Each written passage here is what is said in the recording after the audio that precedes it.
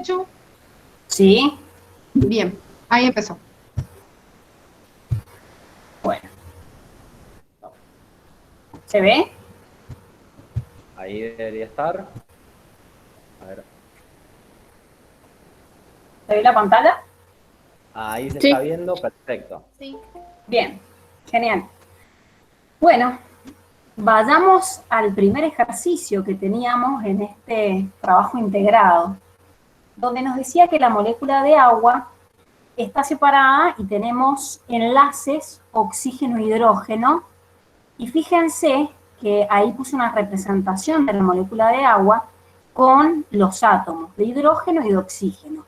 Les puse el ángulo que vamos a considerar, que en realidad lo habíamos redondeado a un ángulo, de 104,5 grados, y la distancia está dada en Armstrong. Acuérdense que el Armstrong equivalía a 10 a la menos 10 metros, es decir, es una unidad de longitud. Abajo les puse los datos que tenés que considerar. Fíjate que el enlace tiene una carga negativa, una densidad de carga negativa que equivale a 1/3 de la carga del electrón. La carga del electrón, te puse ahí su valor. Esta unidad todavía no la hemos visto, es decir, el coulomb todavía no lo has visto, pero lo vamos a ver en electricidad. Entonces, ¿qué necesitamos saber? Que tenemos una densidad de carga de 1/3 de la carga del electrón, que tenemos una distancia de 0,96 Armstrong, acordate que esto era 10 a la menos 10, y que tenemos un ángulo de 104,5 grados. En la siguiente filmina, empecé a escribirte qué es lo que tenías que hacer. Te pide calcular el momento dipolar del enlace. ¿Qué es esto del momento dipolar? Y va a ser una fuerza, ¿sí? Una fuerza que va a surgir entre tus átomos. En el punto A vas a calcular ese momento dipolar donde la unidad la vas a dar en coulomb por Armstrong. En el punto B la vas a dar en coulomb por metro y en el punto C la tenías que dar en Debbie. Esa unidad es una unidad que pertenece al sistema internacional y acá te puse la relación de igualdad. Es decir, fíjate que acá también estamos fusionando con la unidad de magnitudes de unidades. Es decir, estamos haciendo un pasaje de unidades. Si escriben por ahí o necesitan hacer alguna consulta, escuché un ruidito, dígame, justo yo estoy viendo el PowerPoint, ¿sí? Entonces, vamos a ir a la próxima filmina. Ese momento dipolar, para poder calcular, acordate que cuando decimos momento dipolar nos estamos refiriendo a una fuerza, y esa fuerza, para poder sacar el módulo de la fuerza, es la densidad de carga por la distancia, ¿sí? Eso, bueno, tenías que investigar un poquito a lo mejor en internet, porque esta fórmula nosotros no la hemos visto en física, pero sí, ten en cuenta que ese momento dipolar es un vector. Es decir, todo esto va relacionado ¿a qué? A vectores. Entonces, ese momento dipolar, como dijimos, es un vector que lo vamos a calcular como la densidad de carga por la distancia. Estos datos te los mostré en la filmina número 2. Entonces, ¿qué tenías que poner? 1/3 de la densidad de carga del electrón multiplicado esa longitud en Armstrong, ¿sí? Y sacabas ese valor. Fíjate que la unidad de esta fuerza, que es el momento dipolar, es coulomb por Armstrong.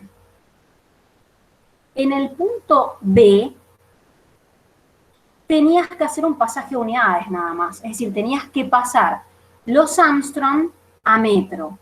Esa unidad de Armstrong, como te dije recién, equivale a 10 a la menos 10 metros. Fíjate que acá te escribí la fracción unitaria. Después no te preocupes, este PowerPoint te lo voy a mandar en el grupito. Entonces, lo único que estamos haciendo en el punto B es hacer un pasaje de unidades. Y en el punto C vas a hacer lo mismo, tenés otro pasaje de unidades. Vas a pasar coulomb por metro a la unidad de Debye. Esa unidad de Debye, fíjate, hice otra vez, trabajamos con fracción unitaria, Coulomb por metro se va a ir y te va a quedar en Debye. Ese es el valor de tu fuerza o momento dipolar en Debye. No sé cómo anduvieron con esta investigación, como te digo, todo esto lo tenías que investigar un poquito a partir de internet para poder ir resolviendo. Es decir, vos decías, bueno, ¿qué es esto del momento dipolar? Y vos que te das cuenta que es una fuerza, y una fuerza es un vector. ¿Cómo saco ese momento dipolar? Y la carga o densidad de carga, fíjate que es 1/3 de la carga del electrón por la distancia que está separando a tus moléculas, a tus átomos, perdón. Vuelvo al PowerPoint. En la siguiente filmina nos pedía, es más, si vos te vas al trabajo práctico, calcular el momento dipolar resultante. ¿Por qué? Porque esos momentos que calculamos recién eran las fuerzas que existía entre el hidrógeno y el oxígeno. Fíjate que acá te puse un grafiquito de cómo serían esos dos vectores que tendrían exactamente el mismo módulo. ¿Por qué? Y porque estamos trabajando con los mismos átomos. Un átomo de hidrógeno con el oxígeno, el otro de hidrógeno con el oxígeno. Ahora, el módulo de ese momento dipolar, de esa fuerza, voy a volver a la filmina anterior, fíjate que en Debye nos daba 1,54 Debye. Vuelvo a las 6. Esos dos vectores tienen una cierta dirección y sentido.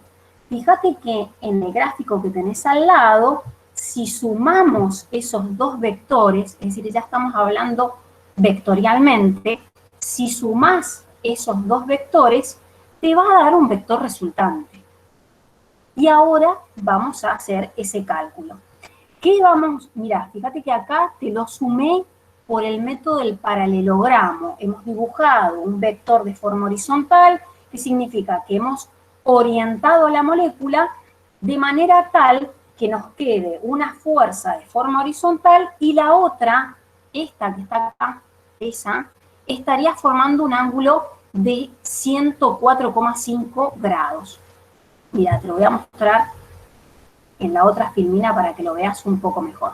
Entonces, las flechas naranjas son esos momentos dipolares que calculamos anteriormente.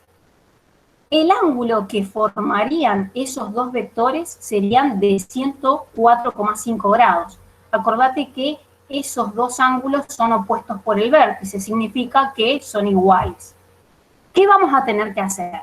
A este vector naranja, lo vamos a tener que descomponer en la dirección de Y y en la dirección de X. ¿Por qué no? Y porque ubicamos la molécula de forma tal que este vector se encontrará sobre el eje de las X, ¿lo ves? Entonces, lo único que tenés que descomponer es este. Si lo descomponemos, vamos a trabajar, como te puse acá abajo, con la función coseno y con la función seno.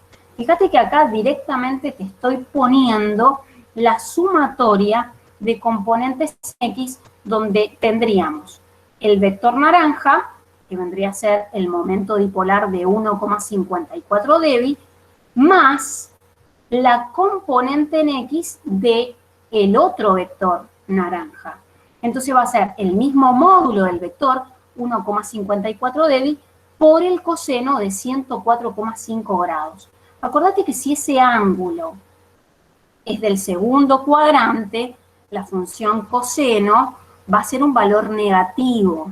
Es decir, acá ya directamente te va a saltar con la calculadora el signo negativo de esa componente. Es decir, al 1,54 le vas a estar restando la componente del otro vector.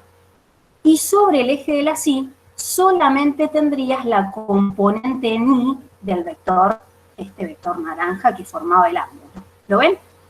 Podemos expresar en todo, entonces, el momento resultante que vendría a ser la sumatoria de esas dos componentes. Fíjate que acá abajo te lo puse en la dirección de Y y en la dirección de X. Acordate que el versor Y te indicaba el sentido positivo del eje de las X.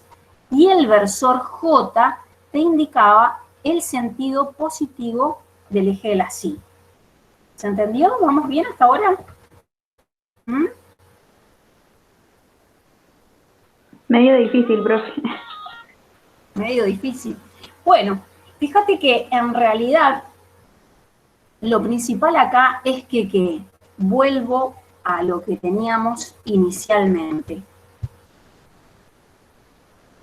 Vos partís de una fórmula. ¿Cuál es la fórmula?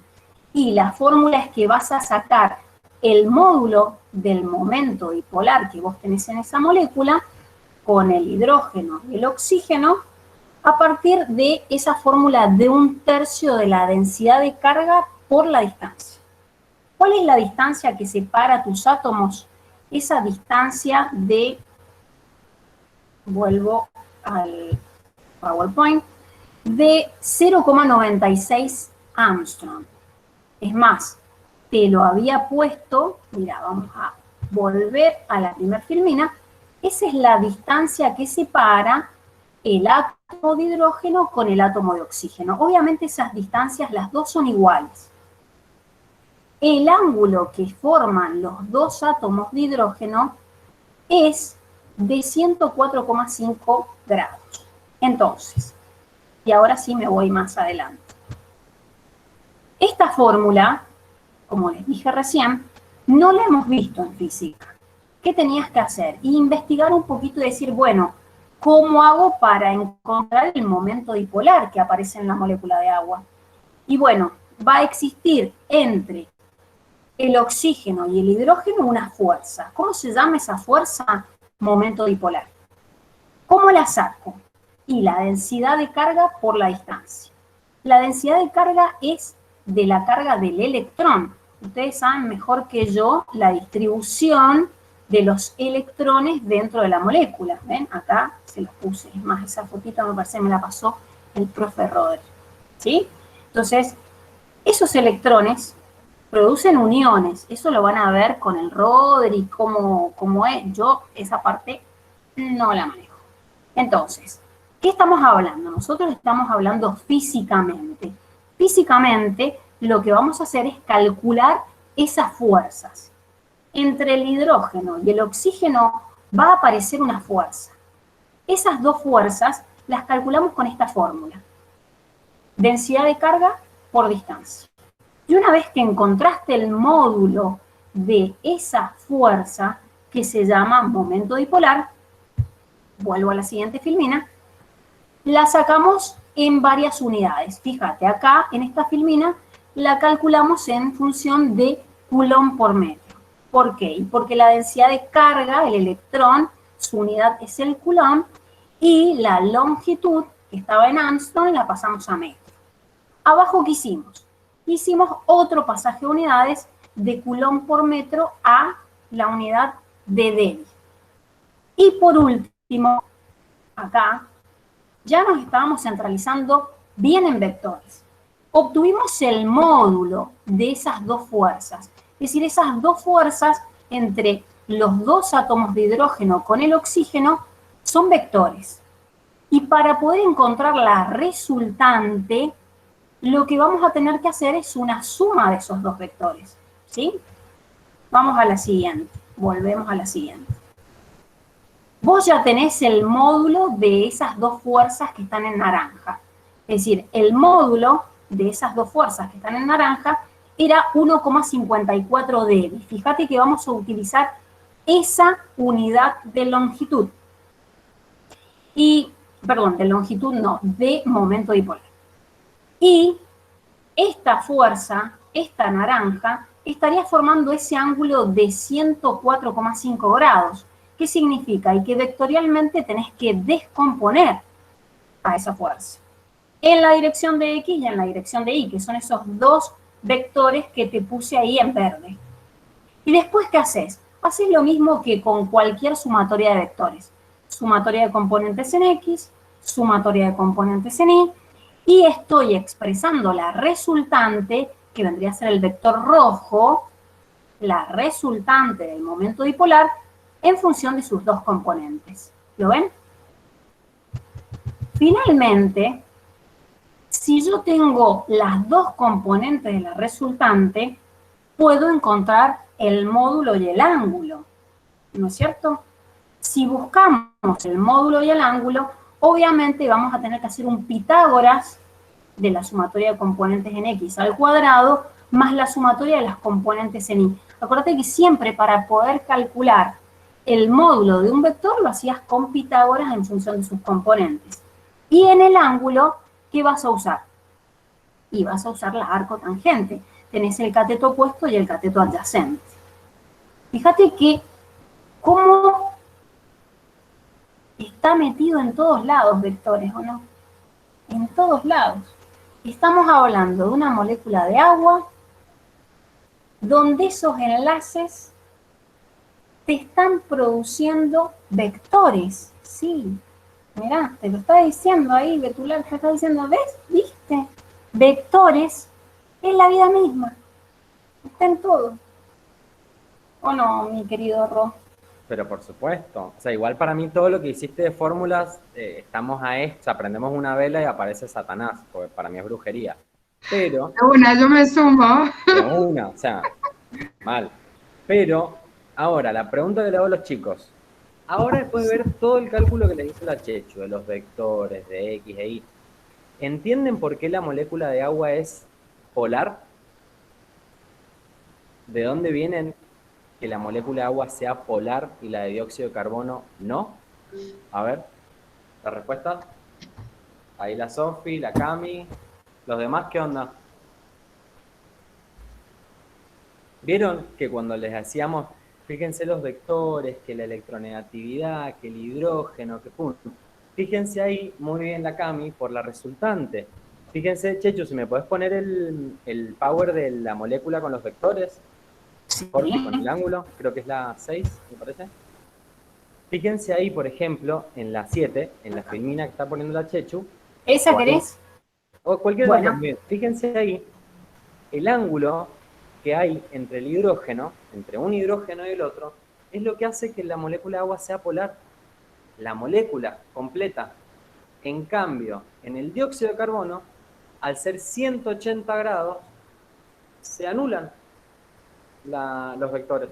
¿O no, Chechu? ¿Qué pasa cuando tenemos dos vectores? Claro. Igual dirección, igual módulo, pero distinto sentido. Te va a dar 0 la resultante. En Es más, cambio, el agua, por eso claro, va. sí. Es más, por eso les decía, ¿qué obtuvimos? Esos dos vectores naranjas, que si los trasladás al origen de coordenadas te quedarían así, ¿no es cierto? Claro. Tienen el mismo módulo, pero están formando un ángulo. ¿Qué significa? Y que para poder obtener esa resultante hacemos todo el método vectorial, descomposición, bla, bla, bla. Pero te va a dar una resultante que no va a ser nula. Y ahí entra el Roder y dice, claro, va a ser una molécula polar. Polar. Por eso, esos vectores que la Chechu les muestra ahí en naranja, que nos da la resultante en rojo, podríamos entenderlo como que ¿quién tiene más fuerza de esos tres átomos? ¿O quién logra atraer a los electrones con más fuerza? El oxígeno. Y por eso está el momento dipolar. Hay una carga negativa muy grande en el oxígeno, porque tiene mucha fuerza. Fíjense la resultante en rojo hacia quién está mirando, hacia el oxígeno. Y los hidrógenos no alcanzan con la poca fuerza que tienen. ¿Por qué? Porque tienen menos electronegatividad, menos afinidad electrónica también que el oxígeno.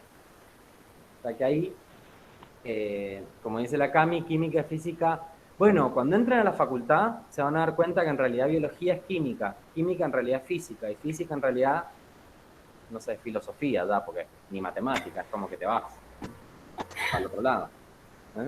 Pero el punto de esto era que pudieran ver que todo lo que están viendo en física, por ejemplo, es aplicable en química, y que en realidad nosotros, ¿cómo podemos saber que el agua es polar y que por eso tiene todas las propiedades que tiene, el oxidrilo, el hidrógeno y toda la milonga que siempre vemos, por ejemplo, con la ionización? Por esto que les acaba de explicar la Chechu, por esa resultante que no es nula, a diferencia del dióxido de carbono, que tiene una resultante nula porque tiene un ángulo de 180 grados. ¿Sí? Profe, una pregunta.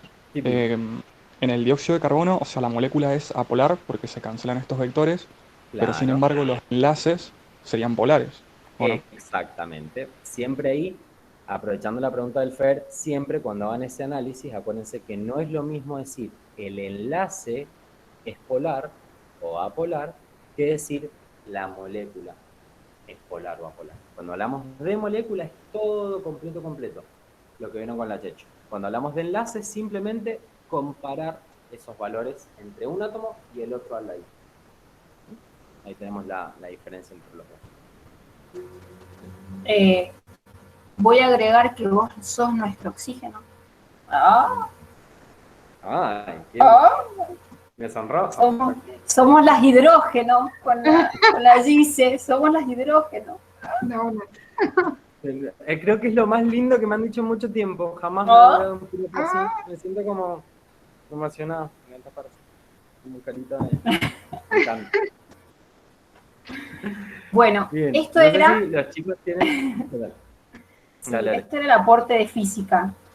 No sé si Genial. quieren decir algo más. No. Si yo dejo de compartir pantalla y dejo que pase el siguiente.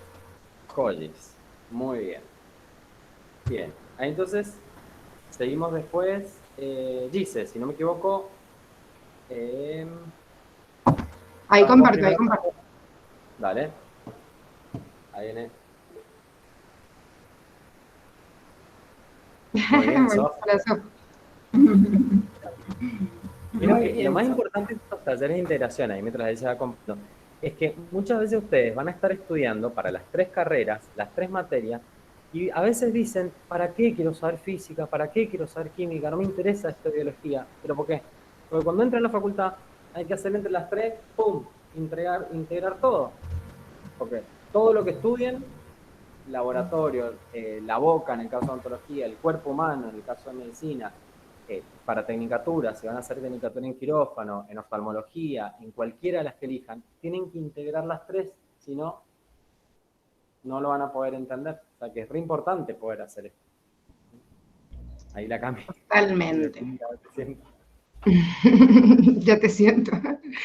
Bueno, estos puntos que vienen a continuación tienen como una integración importante entre biología y química, así que vamos a ir haciendo como una coparticipación con el Rodri. Sí, vamos a ir haciendo un rebote. Bueno, en el punto 2 les decía, en la célula eucariota la mitocondria lleva adelante la cadena de transporte de electrones, que tanto la sufren, ¿sí? Y el proceso de fosforilación oxidativa. Entonces, en esta primera pregunta del taller me decía, ¿en qué consisten estos procesos? ¿Sí? Nosotros sabemos que a través de esta cadena de transporte de electrones lo que queríamos hacer era ¿qué? A ver qué resolvieron del taller. ¿Alguno que se anime a compartir? Y que cada citocromo tiene adentro un átomo de hierro, entonces hace que los electrones vayan saltando un nivel de energía menor. Bien, ¿y para qué? ¿Para qué van saltando un nivel energético menor? Justamente para lograr unir el ADP al fosfato al final de la cadena y obtener ATP. Bien, o sea que cada vez que saltan estos electrones, en realidad estos electrones no tienen la misma cantidad de energía, sino que van soltando esa energía y se la entregaban a esta cadena de transporte de electrones. ¿Por qué? Antes de llegar a la fosforilación oxidativa, ¿qué pasaba antes? ¿A quién le daban esa energía?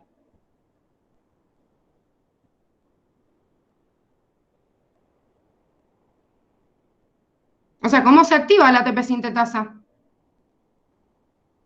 Ah, los protones, la fuerza protón motriz. Bien, se genera una fuerza protón motriz. O sea que todo este mecanismo que estábamos viendo en la cadena de transporte de electrones eran estos electrones que iban saltando. ¿Desde quién saltaban? ¿Desde dónde salía este primer electrón? Estos electrones.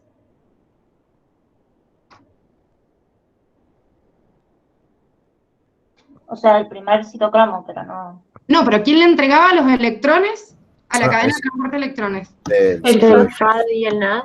Bien, las coenzimas NAD y FAD. Las coenzimas NAD y FAD fueron como recolectando todos esos electrones cargados energéticamente y se lo entregaban a esta cadena de transporte de electrones, para que en última instancia crearan esa fuerza protomotriz y esa fuerza protomotriz activara a la ATP sintetasa.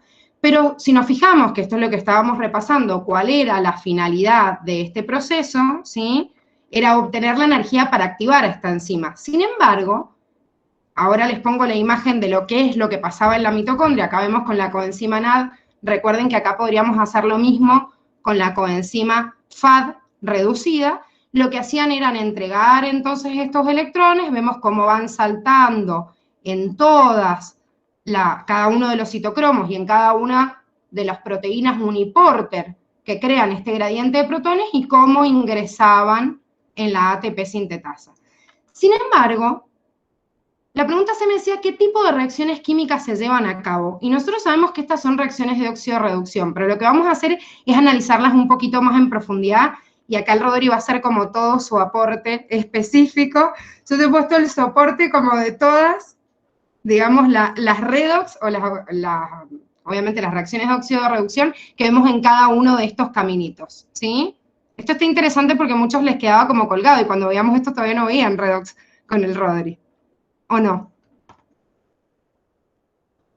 Rodri, ¿querés enganchar con las redox acá? Dale, ahí vamos. Bien, fíjense que acá Gise nos nombró, dice las redox, del transporte de la cadena de transporte de electrones. Esto que nosotros estamos viendo acá y lo que la Gise nombró antes respecto a cómo los electrones van bajando de nivel, fíjense el nombre de la cadena de electrones cuando se van transportando, es algo que vimos en la unidad 2. Cuando nosotros aprendíamos los distintos modelos atómicos y la estructura atómica, vimos que cada vez que un electrón bajaba de nivel, liberaba energía, que es lo que la Gise les acaba de explicar. Toda esa energía que ustedes ven del NAD, del FAD, que en definitiva se termina usando para formar el ATP, sale o es posible por cada salto, por cada escalón que va bajando ese electrón. Cada vez que baja, libera, y después la célula chupa la energía y la mete en el ATP. Y esto lo vimos nosotros en la unidad 2 cuando veíamos lo del salto energético para arriba, que ganaba energía, se la quedaba el electrón o bajaba y la liberaba. Y también lo vimos después cuando trabajamos el concepto de aniones y cationes. Vimos que los átomos podían perder electrones y se estaban oxidando, o podían ganar electrones y se estaban reduciendo. Esto lo vimos en la unidad 2, aniones y cationes. En el caso de medicina, vieron redox completa con todas las redox, los productos y los reactivos, pero el concepto de oxidación y reducción lo tomamos en la unidad 2. Entonces, fíjense acá, en este ejemplo que la Gise nos muestra, hablamos, dice, los electrones de alto potencial del NAD, hidrógeno, que el NAD hidrógeno, si tiene un hidrógeno, ¿cómo está? ¿Está oxidado? ¿Está reducido? ¿Qué pasa? Reducido. Cuando hay hidrógeno, está reducido. Cuando lo pierde, se oxida. Lo mismo que con los oxígenos. Cuando ganamos oxígeno, nos oxidamos. Y cuando perdemos oxígeno, nos reducimos. Es al revés. Esa también le sirve para acordarse del NAD, cuando está reducido y cuando está oxidado en biología. Si tiene hidrógeno, está reducido. Entonces acá, fíjense, cuando entra en la cadena respiratoria el nivel del NAD reducido Q-reductasa, que es el complejo 1, nos dice, la etapa inicial consiste en la unión al NAD reducido y la transferencia de 2 electrones. Está perdiendo 2 electrones, se está oxidando, por eso termina siendo NAD positivo. ¿Sí? Ahí lo tienen. Y bueno, ahí les nombro también la flavina mononucleótica, la FMN, para que vean bien cómo, de dónde sale todo ese concepto de los electrones que se pierden o se ganan. ¿Sí? Bueno, esto es lo que se veía en esta primer parte, ¿ven? O sea, esta es la primera reacción del complejo 1. Pero así podríamos hacer el análisis de cada una de las enzimas del complejo, que es lo que está pasando. Esta que estábamos viendo acá, entonces, es la primera. Fíjense, después, ¿qué pasaba? ¿Dónde se iba en la cadena después de la NAD reductasa? Ya leí la palabra ubiquinona y me estresé. Y te quisiste matar. Bueno, a ver, vamos a tener que ir haciendo una combinación con la lámina. Esto lo tienen que saber los chicos, así que somos insistentes porque es importante. Después de esta, de la flavina mononucleótido, esta que tienen acá se llama coenzima Q. La coenzima Q o también tiene el nombre de ubiquinona, que es lo mismo. ¿Qué era? ¿Qué tipo de sustancia es? ¿Qué tipo de sustancia química es? A ver. Un cofactor. Sí, es un cofactor de la cadena, pero ¿qué sustancia es? Fíjense, membrana de fosfolipio. Una proteína. Una proteína. Bien, una proteína de tipo extrínseca, por eso está viajando desde una proteína integral hacia la otra. Entonces, ¿qué tiene que hacer ahora la coenzima Q? Y la coenzima Q hace la segunda reacción, ¿sí? Recién vimos la que pasaba en la NAD reductasa. Entonces, ¿qué pasa ahora? Los electrones de esa flavina mononucleótido que queda, ¿qué les dijo el Rodri? Si tiene el hidrógeno, ¿qué pasaba? ¿Cómo estaba? Reducida. Reducida. Ahora se oxida, ¿y a quién le pasa? O sea, pierde esos electrones, ¿y a quién se los pasa? Al primer citocromo. A la coenzima Q que estábamos viendo recién. ¿Sí? Entonces, otra vez pasa la coenzima Q. ¿Qué pasa ahora? Va saltando hacia el siguiente componente, o sea, hacia el complejo 2. Que acuérdense que el complejo 2, bueno, acá lo tienen como succinato Q reductasa, que es lo mismo que habíamos visto en el esquema. Esperen que estoy volviendo a la... Ahí está. Este complejo, que lo llamábamos también citocromo C reductasa. ¿Sí? Y otra vez, ¿a quién se lo pasa? A otro citocromo. ¿Y qué es lo que pasa en realidad en esos citocromos? En realidad la reacción en los citocromos también responden a lo mismo, porque cada uno, acá tienen un ejemplo con el citocromo C. Están con el hierro en forma ferrosa y pasan a férrico. O sea, que ¿qué les pasó al citocromo? Se redujo. Perdí un electrón. Perdió un electrón, o sea, Se cuando pierde oxidó. electrón, Se oxidó. Bien. ¿Se va entendiendo un poquito? Yo les paso igual todas las reacciones, tienen la reacción de cada uno, pero sinceramente esto era un detalle para que pudieran ver desde la parte química todo lo que pasaba en este proceso. En realidad, es más, es importante entender, recuerden que en esta cadena de transporte de electrones, si bien la NAD se unía acá, recuerden que el FAD reducido no se puede unir acá, se une a esta altura, ¿sí? En el segundo complejo, y esto daba un equivalente energético distinto, porque yo hago saltar una cierta cantidad de hidrógenos, dependiendo la carga que tenía, la energía que tenía contenida esta molécula, y podíamos producir ¿cuántos ATP? A través del ATP sintasa. Pregunta del millón. ¿Cuántos ATP obteníamos de una coenzima NAD reducida y de una FAD reducida? 3 2 y y el otro 2. Perfecto. 3 a partir de la coenzima NAD reducida y 2 a través de la FAD reducida. ¿Por qué? Porque se une después, ¿sí? Se une en el segundo complejo. Y en realidad es porque es la misma enzima la que participa en realidad con la flavina mononucleótido que teníamos en realidad en el ciclo de Krebs. La formación de FAD desde acá, esta misma enzima que transforma estos compuestos que están viendo acá, el ácido succínico al ácido fumárico, esa misma enzima es la que se engancha con la cadena de transporte de electrones y gracias a eso hace una producción, o sea, el bombeo de protones desde esa altura, desde el complejo 2 y no desde el 1. ¿Se entiende? Ahora, dice, tengo dos preguntas. Dale, la Uno. falta de preguntas de los chicos. Fíjate, no, pero pará, que en realidad digo preguntas, pero para que respondan ellos. Ay. Fíjate, pasate a la diapositiva recién cuando mostraste la oxidación del FAD, creo que era, del hierro. Parece que era la anterior. Ah, de los citocromos. Esa misma, esa. Fíjense ahí, que en realidad cuando decimos que se oxida el citocromo C, ¿se oxida el citocromo completo? ¿O qué le pasa al hierro ahí? Si pasa de +2 a +3, aumenta la carga. Se reduce, por eso yo inicialmente había dicho que se reducía. ¿Se reduce si pasa de +2 a +3? Pierde un electrón, por lo tanto se oxida. Se oxida. Muy bien, se oxida. ¿Qué le pasa al hierro para pasar de ferroso +2 a férrico +3? Tiene que perder un electrón más. Y ahí lo pueden ver bien. ¿Sí? ¿Por qué se produce esa oxidación que nos decía recién la Gise? En realidad es el hierro que permite que al perder ese electrón puede desencadenar todo el transporte de electrones que nos nombraba recién la Gise. ¿Sí? Y aparte, fíjense otra cosa importante, que por ahí no está incluido en este taller, pero ya que lo estamos viendo, lo pueden analizar. Recién la Gise les decía, ¿cuántos ATP se producen a partir de tal citocromo, tal cosa? Eso no es... ¿Cómo se hace ese cálculo? ¿Cómo creen que se hará en el laboratorio? ¿Cómo hicieron los científicos para decir, che, a partir de un citocromo tengo tanto ATP? Sí, a partir de la energía que se está liberando por la reacción. Muy bien. ¿Y qué cálculos hicieron?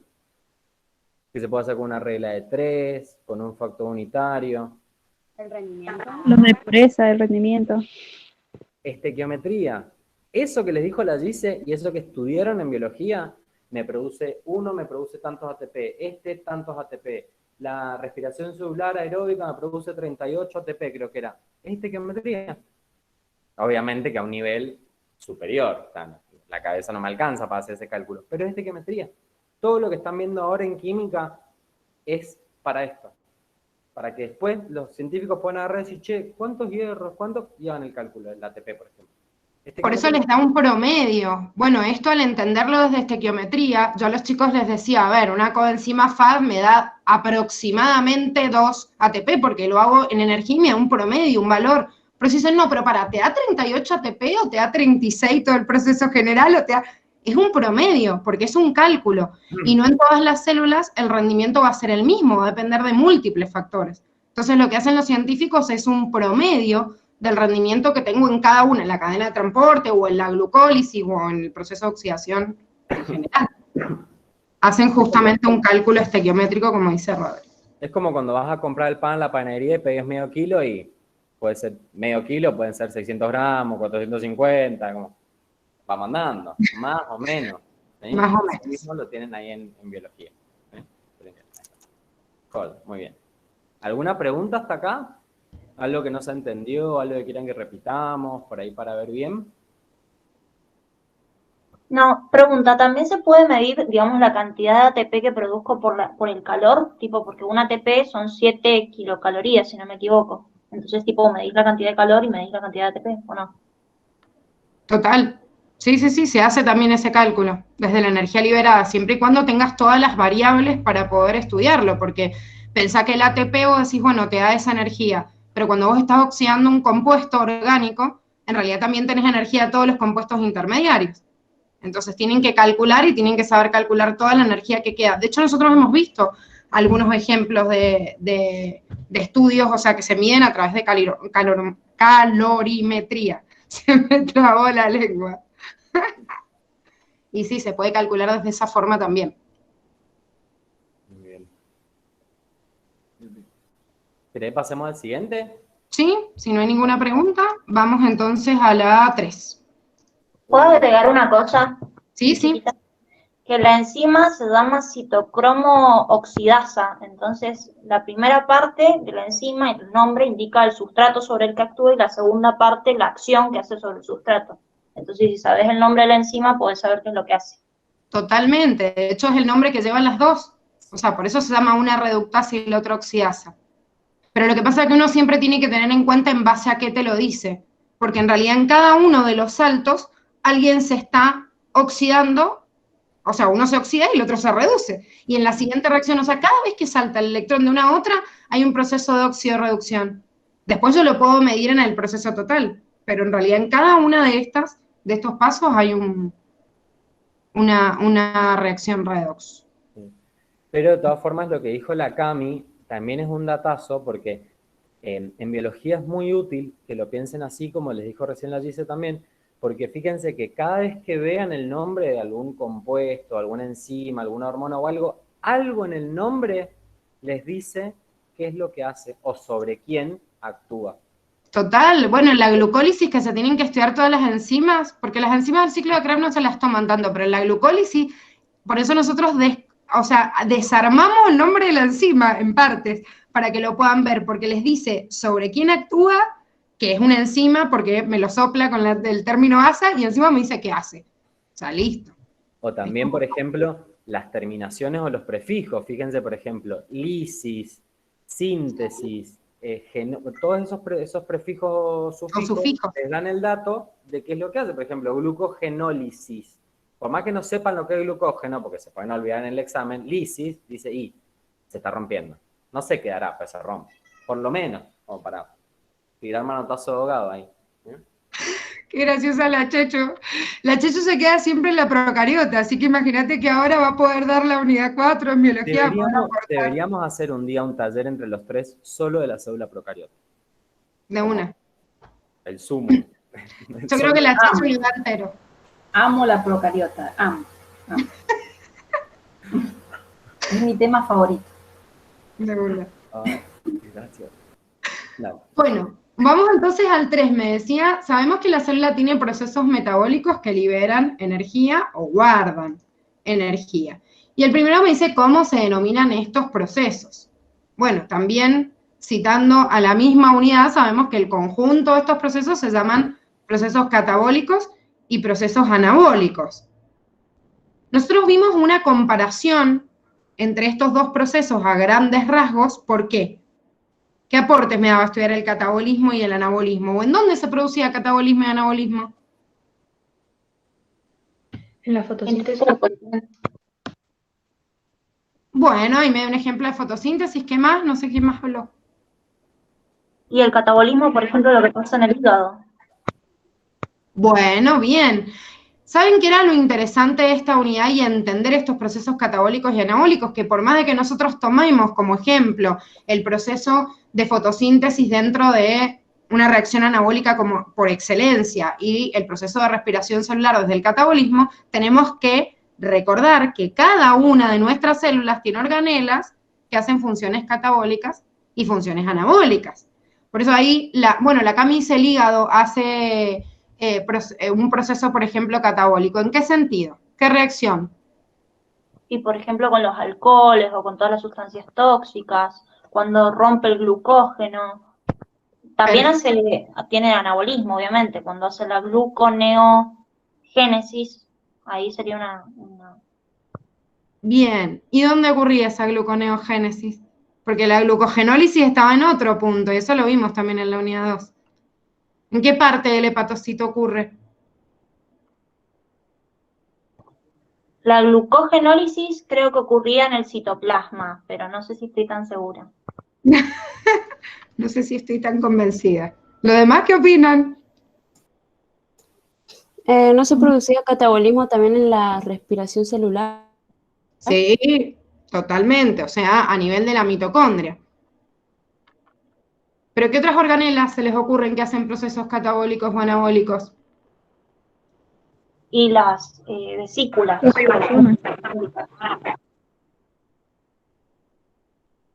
Por ejemplo, los peroxisomas.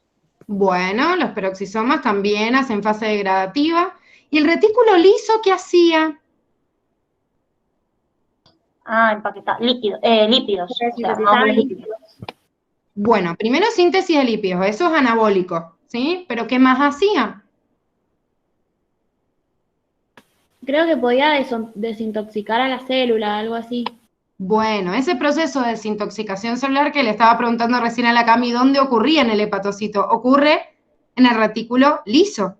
O sea que la misma organela, el retículo liso, hace procesos anabólicos y hace procesos también catabólicos, ¿sí? La síntesis de lípidos, por ejemplo, es una reacción anabólica, la desintoxicación, o sea, la degradación de algunos compuestos, catabólica. O sea que las organelas hacen conjuntos de reacciones, ¿sí? De reacciones químicas, algunas de degradación, otras de biosíntesis, por ende también tiene que ver con la energía, unas que liberan energía y otras que la consumen, dándome el equilibrio que necesitas la célula entre todos esos componentes. Es como que yo como, lo degrado, obtengo la materia prima, otras organelas sintetizan algo nuevo, ¿sí? Después otra vez lo degrado, se migra a otro tejido, y así cada una de las células son un conjunto de un montón de reacciones químicas catabólicas y anabólicas también. Rodri, ¿querés hablar de las reacciones? Bueno, fíjense ahí, por ejemplo, en lo que la Gise estaba hablando y lo que comentaban ustedes del catabolismo y del anabolismo, que cuando habla de la energía, fíjense que habla de energía química lumínica y nos habla de reacciones exergónicas o reacciones endergónicas. Ahí nosotros en química las vemos en relación al calor, más que la energía en sí. Hacemos mucho énfasis en el calor. Y habíamos visto un poquitito cuando trabajamos con tipos de reacciones, más o menos en la mitad de la unidad 3. Fíjense, las reacciones exergónicas son aquellas reacciones que nosotros vemos como exotérmicas, están liberando calor o energía en este caso. Y esa liberación de energía, para el caso de la biología, en el catabolismo, está contenido ¿en dónde? ¿Qué es lo que se tiene que romper para que esa energía salga liberada? Los enlaces químicos. Perfecto. Cada enlace químico en química inorgánica, química orgánica, química biológica, acá es súper importante. Cada enlace químico tiene energía guardada. ¿Cómo logramos que la célula, por ejemplo, pueda usar esa energía? Rompiendo el enlace. Se rompe el enlace, se generan nuevos compuestos y esa energía que se libera es la que la célula puede usar para los procesos que tiene. Por ejemplo, esto mismo que ven acá de la energía que se libera o salga, también es aplicable a lo que vimos recién a los electrones. ¿Cómo hace la célula para poder hacer todo ese proceso que vimos recién de obtener el ATP, el NAD, el citocromo y todo ese proceso? Con la energía. Y la energía siempre está contenida adentro de los enlaces. Hay un montón de tipos de energía y probablemente más adelante las vamos a ver mejor.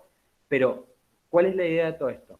Que vean que si tomamos como un ejemplo la glucosa, que por ahí es el proceso químico biológico que más les ha quedado, que más ven en realidad por lo menos en esta primera parte, ¿cómo hace la célula, ya sea procariota, eucariota, animal, vegetal, lo que sea, para sacarle energía a la glucosa? Y la tiene que romper.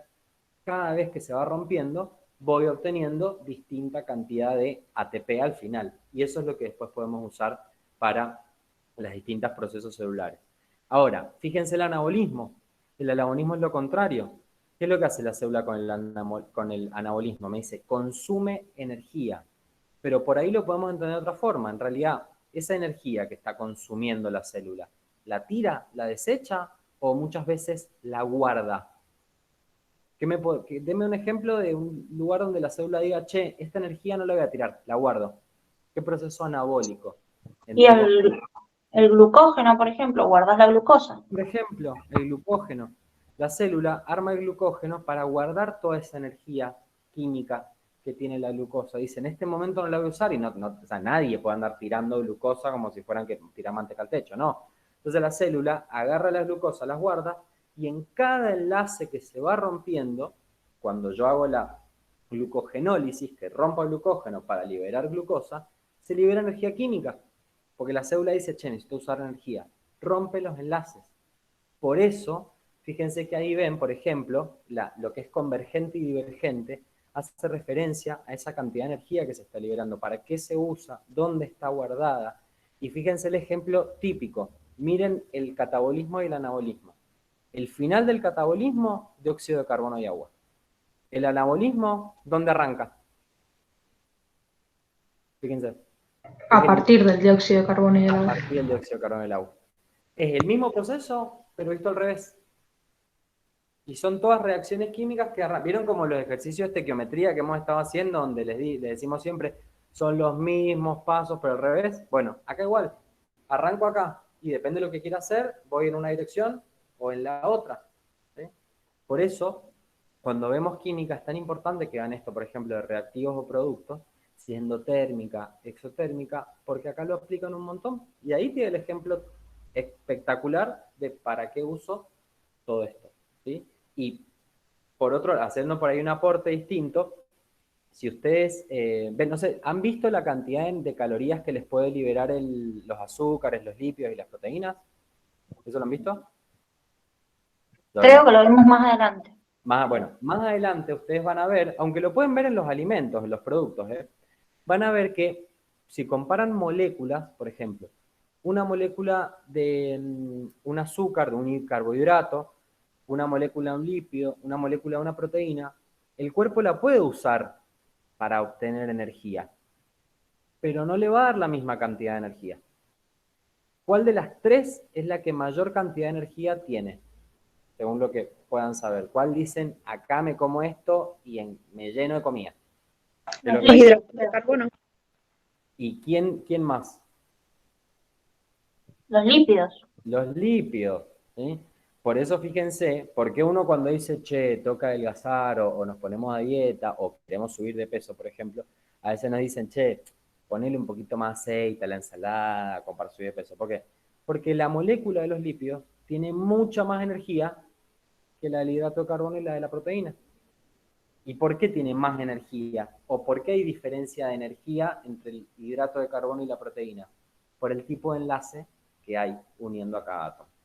Ahí vemos por qué el azúcar tiene una cantidad determinada de energía, la proteína otra y los lípidos otra.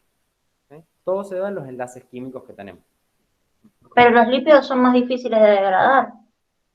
Muy bien, son más difíciles, pero dan más energía. Es como que te dan más difícil. Es como ese dicho que, ay, no me acuerdo el dicho. Es como es Gise, Checho, en la pelusa. Es que no sé qué dicho está diciendo. Bueno, era uno como. ¿Para qué te leo la mente? Bueno, el que quiere celeste que le cueste, vos, o sea, como que te dice, Ah, querés mucha una cosa energía así, y bueno, te va a costar un montón romper los enlaces, pero tenés manso producto. Tenés ¿no? más Un energía. montón de energía. ¿Sí? Ahí para que vean la relación, claro. Le digo el dicho y ni me acuerdo cuál dicho era. El del durazno. Mira, ahora dice el del durazno, el Nico dice. Ahí está. Al que le gusta el Que durazno. que se banque la pelusa. Exacto, también podría ser. Me gusta más el de celeste que le cueste, como que. Sí, igual el de celeste que me cueste es como más en blanco y negro. Claro, ¿eh? 1930. Bueno, pero haciendo sintonía con la época de la abuela, como estábamos con la música. De una. Bueno, ahí por ejemplo la Cami, fíjense, nos dice, por eso las dietas keto no tienen glúcidos, por ejemplo. No tienen nada de glúcidos. Tienen muchos lípidos y mucha proteína. Claro. Por eso mismo. Muy bien. Muy bien. Pero perfecto. Bueno, esto lo estuvo hablando un poquito el Rodri en estas opciones, porque me decía en la B para cada caso dónde se encuentra guardada la energía y qué ejemplos se les ocurren, son justamente dentro de estas moléculas orgánicas que les estaba mencionando. Y después en la C dice, ¿qué debe romperse en el ATP para que la energía sea liberada? ¿Sí? O sea, obviamente deben romperse los enlaces, y acá tenemos la imagen de qué es lo que se rompía y cuánta energía yo tenía. Esta energía de la cual estaba nombrando recién, que son en promedio, nosotros lo vemos como 7 kilocalorías, acá tienen 7,3, pero es lo mismo, es la ruptura o el pasaje desde ATP hasta ADP. ¿Puedo seguir rompiendo esta molécula? Sí. Sí. Claramente, ¿sí? Recuerden que nosotros después vimos que este ATP, en realidad, que es un nucleótido, puedo obtener de ATP a ADP y de ADP puedo obtener AMP, ¿sí?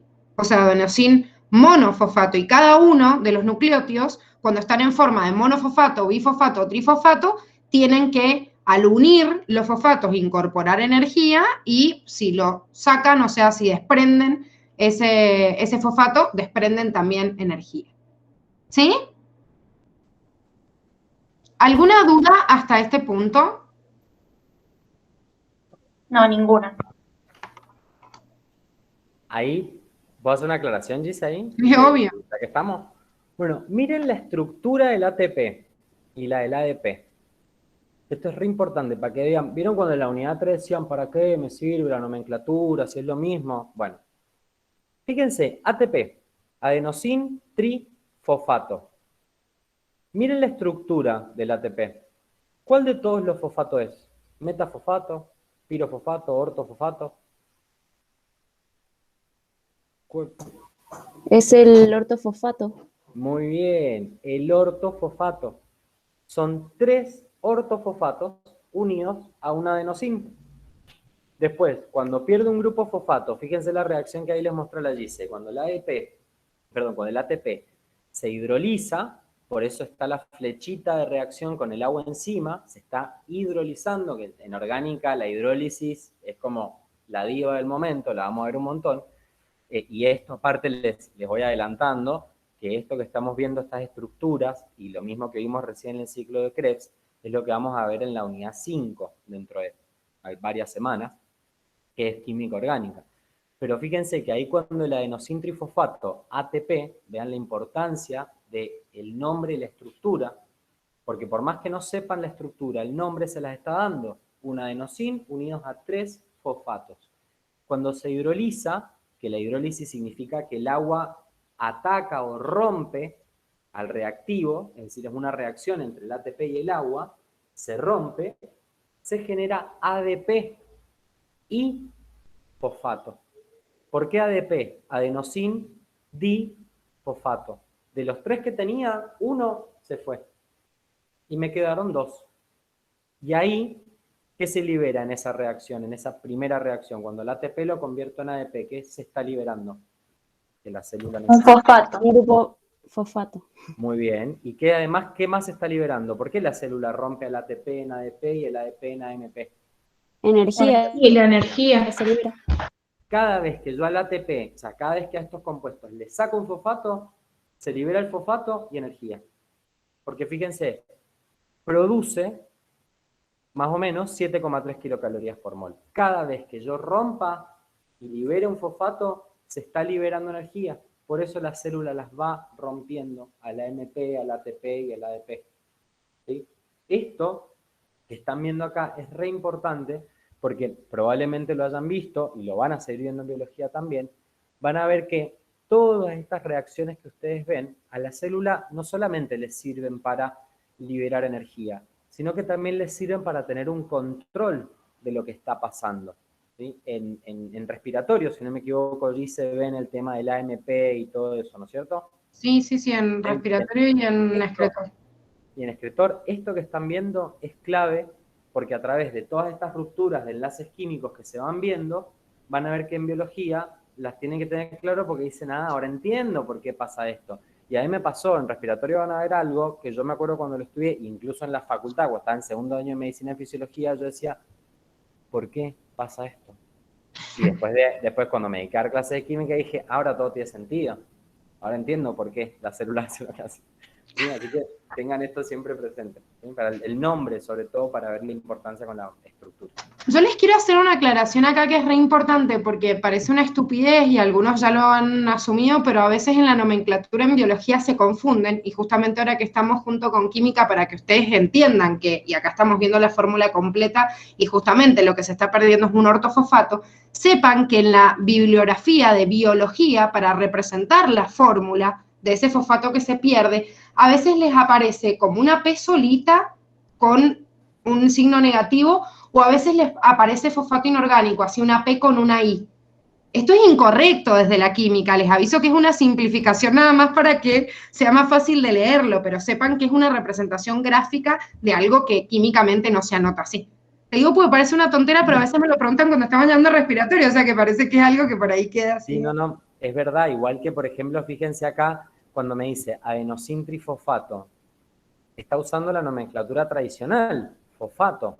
Imagínense si fuera adenosin tri tetraoxofosfato 5. Nos pegamos un tiro.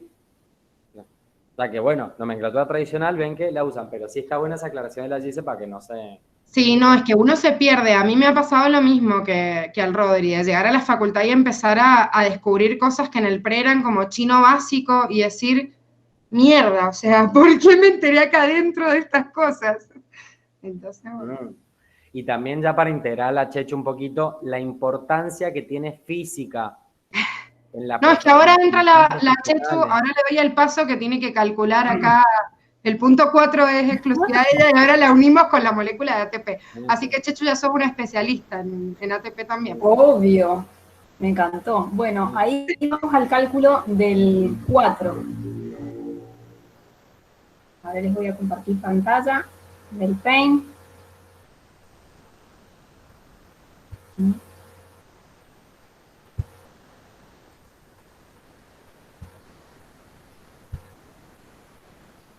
Bueno, ahí se ve.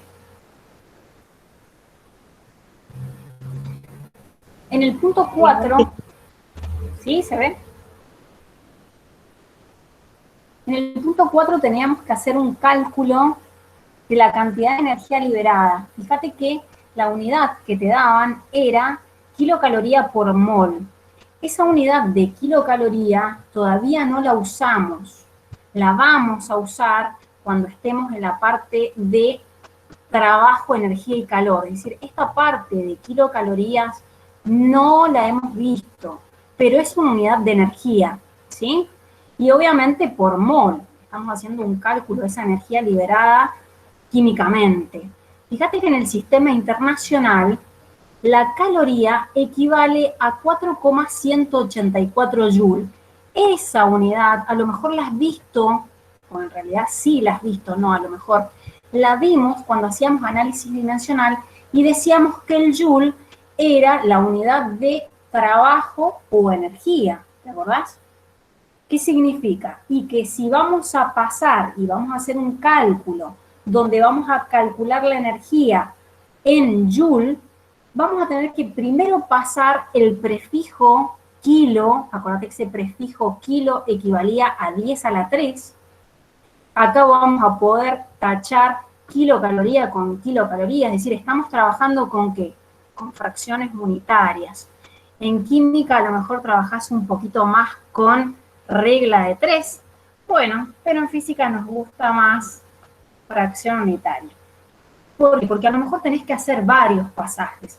Entonces, una vez que ya pasaste las kilocalorías a caloría, vamos a usar esta relación de igualdad donde una caloría equivale a 4,184 Joule. Significa que ahora caloría con caloría se va, la unidad que te va a estar quedando es Joule por mol. Si pones eso en la calculadora, ¿qué significa? Que tenés que poner 7,3 por 1000 por 4,184, te va a dar 30.543,2 Joule por mol. Eso era todo, es decir, era un simple pasaje de unidades. ¿Sí? Bueno. Sí. Pase al 5, no sé a quién le toca el 5. Ahí vamos, ahí vamos. Muy bien. Ahí lo comparto. Hay una sincronización acá. Estamos muy bien. ¿Una duda hasta acá? No. Mira, qué bueno. No, todo ¿Pero falla. han llegado los mismos resultados o no hay dudas porque no había resolución? No, sí, llegué al mismo resultado. Pero perfecto. Bien. Bueno. Ahora, antes que arranque la Gise, ahí lo que mostraba la Chechu de las unidades, que a ustedes les puede parecer una tontera, y seguramente la Gise me va a dar la razón, que ustedes dicen, ¿para qué me sirve kilogramo, gramo, mol, coso?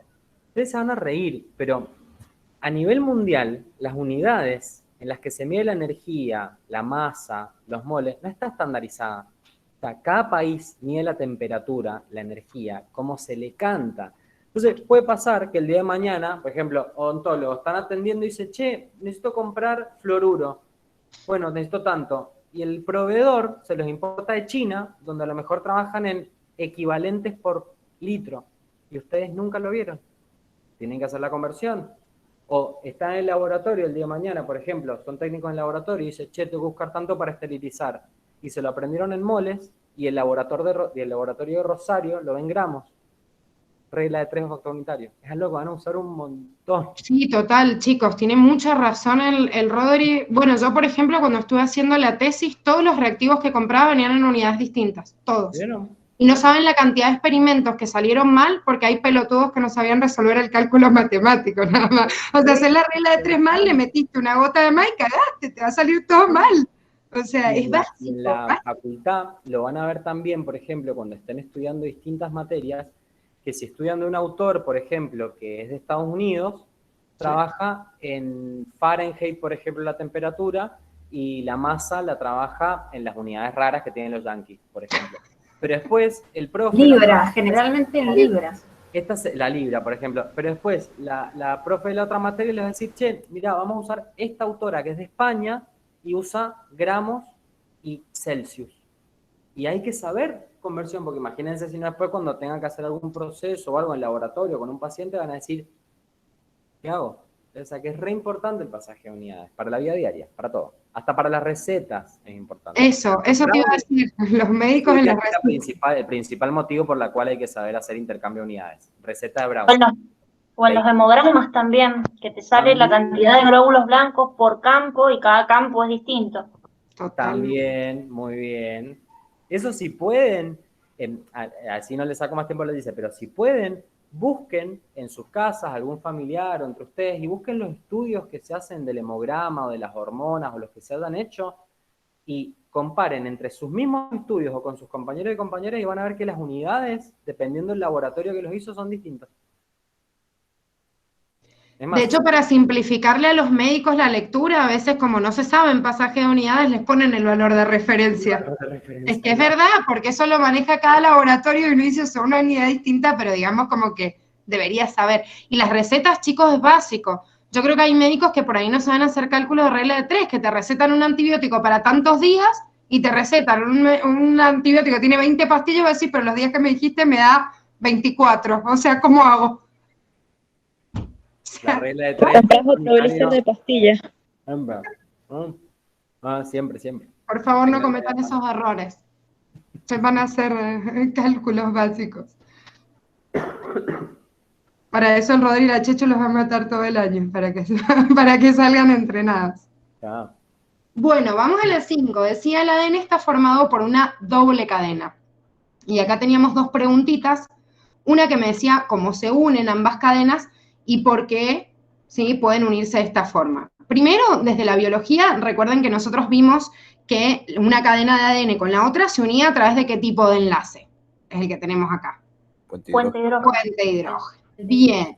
Y de hecho, la estabilidad de la molécula de ADN, el principal motivo por el cual se estabilizan es que la timina y la adenina pueden formar dos enlaces puente hidrógeno, en cambio la guanina y la citosina pueden formar 3.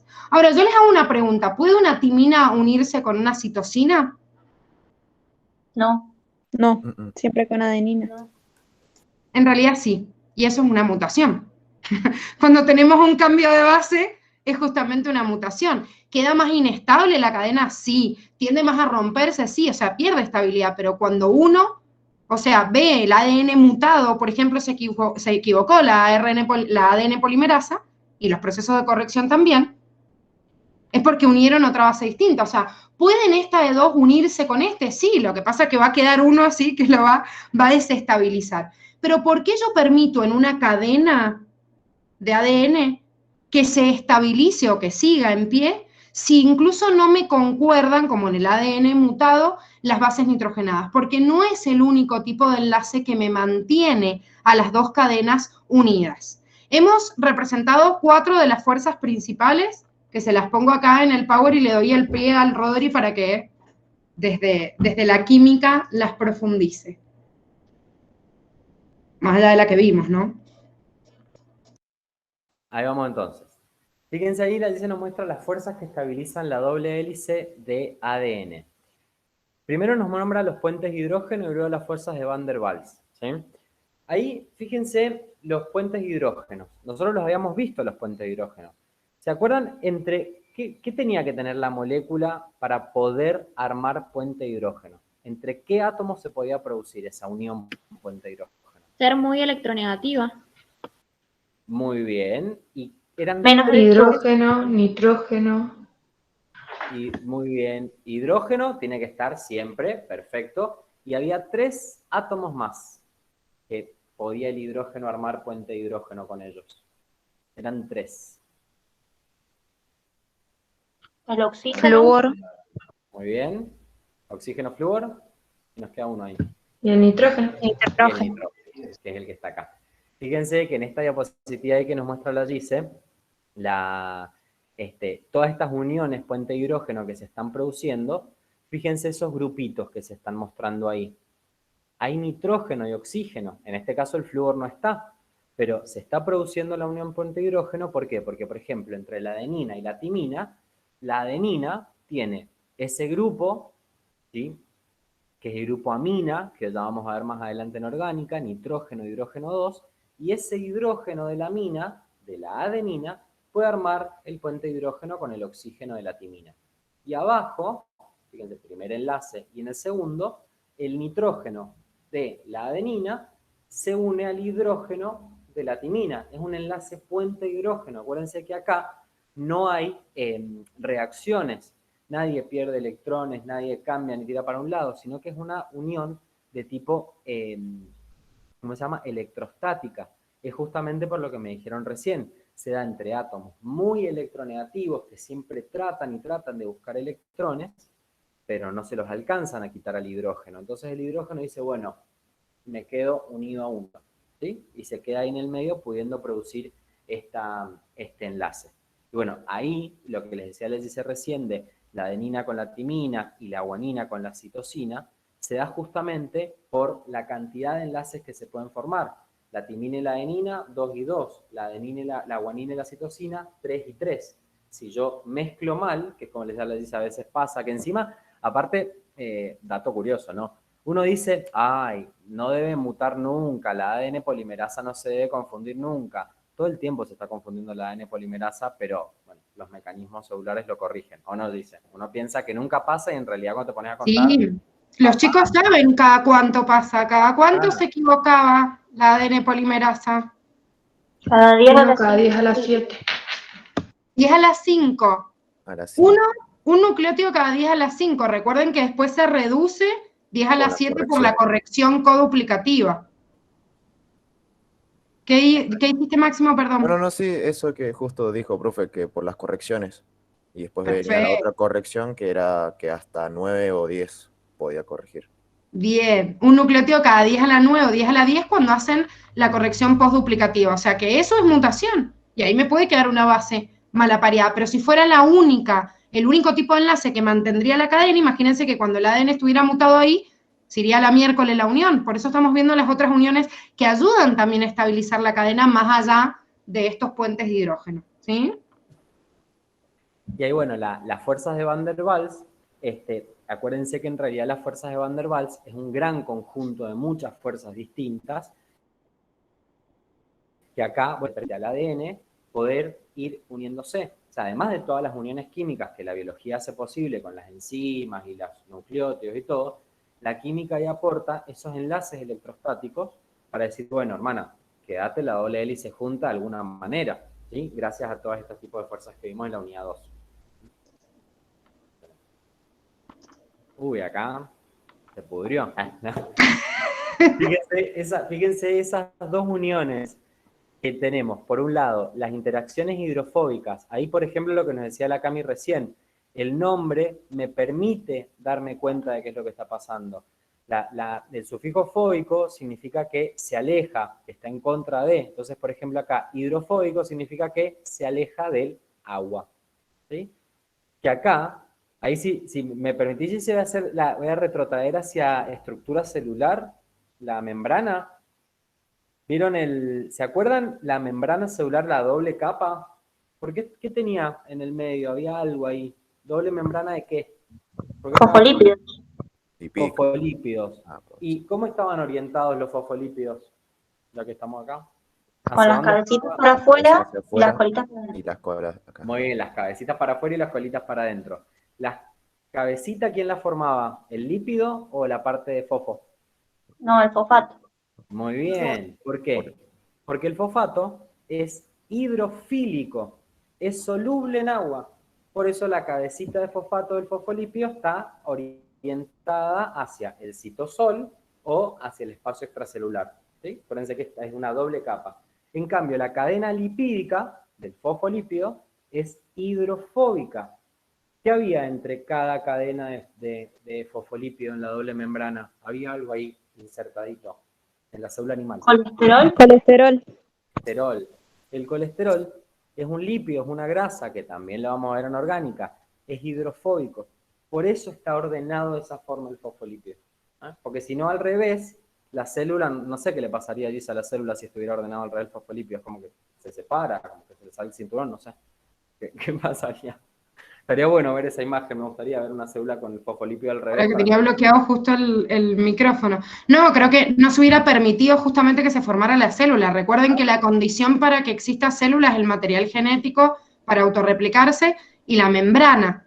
¿sí? La membrana es lo que hace que exista semipermeabilidad. Si yo no tendría esa barrera, primero, si estaría al revés, el medio en el cual estarían insertos no tendría que ser hidrofílico. Y nosotros sabemos que todos los medios, porque vivimos en hábitos que tienen un montón de contenido de agua, sería imposible. O sea, hubieran perdido la estabilidad, no se hubiese originado ni siquiera la célula.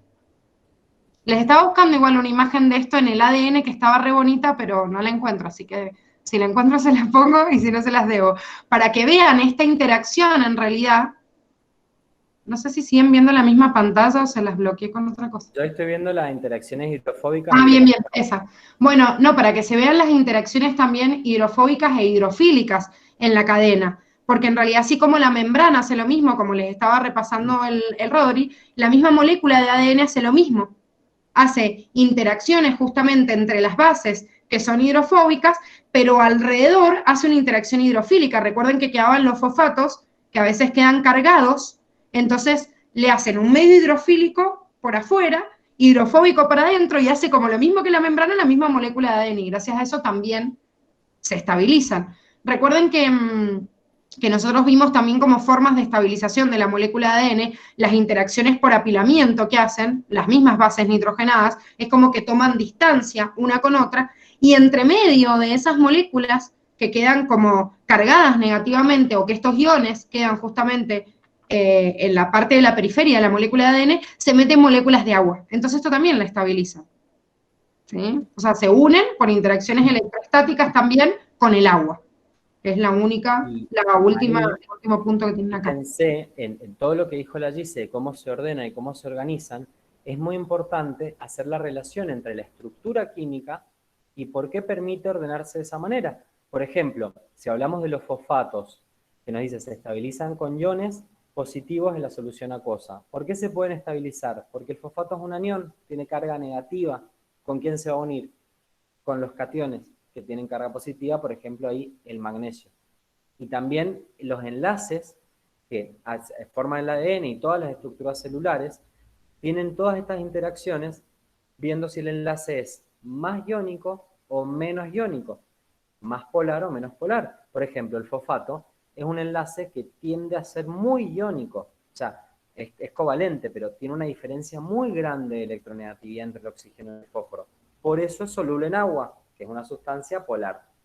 En cambio, el colesterol, por ejemplo, los fosfolípidos, tienen enlaces apolares casi. Las moléculas son apolares, no pueden estar disueltas en agua.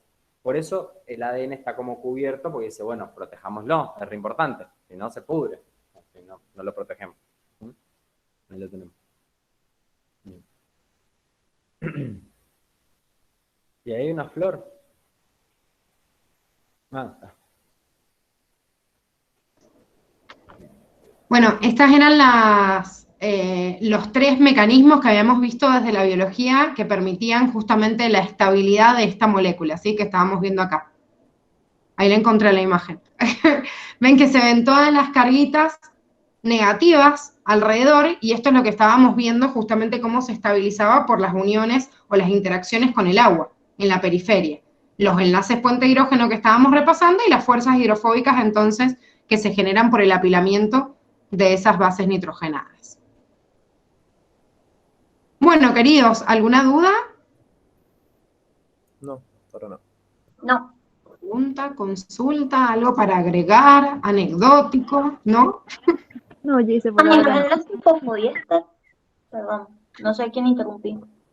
No, el enlace fosfodiéster, recordá que es lo que permite una cadena que se una. Ahora lo que estábamos, también obviamente permite un nucleótido con el otro, pero fíjate que lo que estábamos viendo acá eran las interacciones que permitían la doble cadena.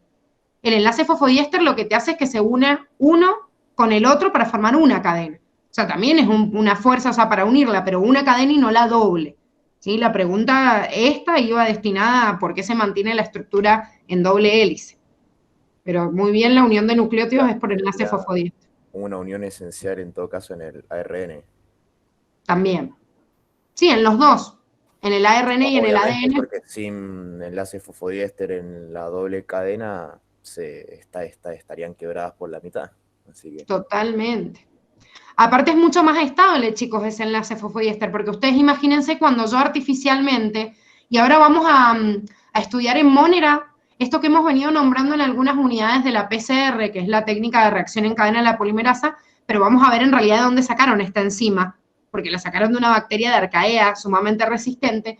Y lo que yo hago, en realidad, cuando hago la técnica de PCR, o sea, replico una cadena de ADN, es romper estos enlaces puente hidrógeno para poder empalmarlos de forma artificial, pero la temperatura tiene que romper estos enlaces, pero no el enlace fosfodiéster. Porque si yo rompo el enlace fosfodiéster, chao, o sea, desnaturalicé directamente la molécula que yo quiero copiar.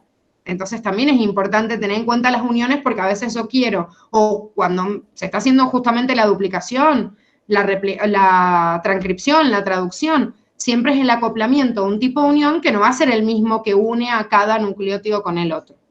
¿Sí? No sé si ven enlace fosfodiéster, Rodri, en química. No particularmente, pero sí vemos al fosfato y sí vemos al éster. Bien, bien. Los mejores amigos del mundo, los ésteres. Así que sí. Aparte, vamos a esperar ansiosos. Ahora empezamos Monera, Rodri, en poquito. Y vemos que la diferencia entre arcaea y entre bacteria es la unión con el glicerol éter y éster, ¿viste? Y cuando lo leen dicen, pero esta huevada es lo mismo, ¿viste? Porque me toca aprender una S de diferencia y después logran entender la gran diferencia. Los chicos ya creo que a esta altura saben que ese tipo de cosas, ¿de quién es culpa eso? Te da una S menos y una S más. De la Facultad de Ciencias Médicas, no, mentira, no sé. ¿De quién? Que yo los puse de la UPAC, muy bien. ¿Es culpa de la UPAC? ¿Por qué uno es éter y el otro es éster? ¿No podrían haber puesto nombres completamente distintos? No. Claro, total. La UPAC, siempre. La culpa de todo la tiene la UPAC. Sí, es que hay nombres que uno dice, ¿por qué? ¿Qué necesidad de hacer esto? O sea, ¿por qué no pusiste un nombre más fácil? Y yo entiendo también a los grandes científicos que le ponen su nombre a determinados procesos que descubren. Pero tipo, o sea, era más fácil llamarlo de otra forma. O sea, ¿por qué me tengo que acordar, no sé, el aparato de Golgi? ¿Qué es Golgi? No, nada, un apellido. O sea, un señor. Simplemente entiendo que si lo descubriste le vas a querer mandar tu apellido, nada más. No, y aparte que le dedican toda su juventud a estudiar algo. Totalmente. Igual dice que hay creo que era una molécula que era el ciclopentano perhidrofenantreno, que también me costó aprenderme muchísimo esa palabra. Creo que era en la unidad 1 que estaba. El ciclopentano perhidrofenantreno lo vemos en la unidad 5 orgánica. A partir de esa molécula, que parece un trabalenguas, vamos a ver cómo se forma el colesterol. Claro, el ciclopentano perhidrofenantreno nosotros lo vemos como la base de las moléculas esteroides. En la unidad 1 lo vuelven a repasar cuando vemos colesterol en célula, lo volvemos a repasar en endocrino cuando vemos las hormonas esteroideas, y a esa altura creo que ya con el Rodri lo han visto. Entonces sí, ahí por ahí tienen. El ciclopentano perhidrofenantreno es como el comodín. O sea, gracias a él existen 80.000 hormonas, 40.000 tipos de células distintas, como que la biología en ese momento dijo copiar y pegar. Ahí la Chechu se tiene que ir al instituto. Ah, es verdad. Bueno, y los chicos también. O sea, sí, hay algunos que también se tienen que ir. Me voy. Adiós. Beso. Chao, Chechu. Adiós. Chao, Chechu. Chao. Nos vemos. Bueno, chicos, ¿nos vamos o qué? ¿Alguna duda? Porque si no, creo que estamos sí, vemos cerrados. que hay alguna duda o pregunta. Si no, ahora ahí. Pum, pum. Ahí aprovecho mientras vemos si hay dudas o no. Como la grabamos, después la subimos ahí a YouTube apenas pueda y ya la tienen disponible también para revisarla, verla, por decir alguna duda. O bueno, quienes no se pudieron conectar también la van a poder tener ahí disponible. Así que... Bueno, genial, me encantó. Son lo más. Son lo más. Bueno, chicos, que tengan un lindo fin de semana. Pásenla lindo, abríguense, coman algo rico, así con mucha harina, que hace frío. Y después vamos. De una. Así que bueno, chau, chau. Nos vemos. Nos vemos. Chao, nos vemos. Chau, chau.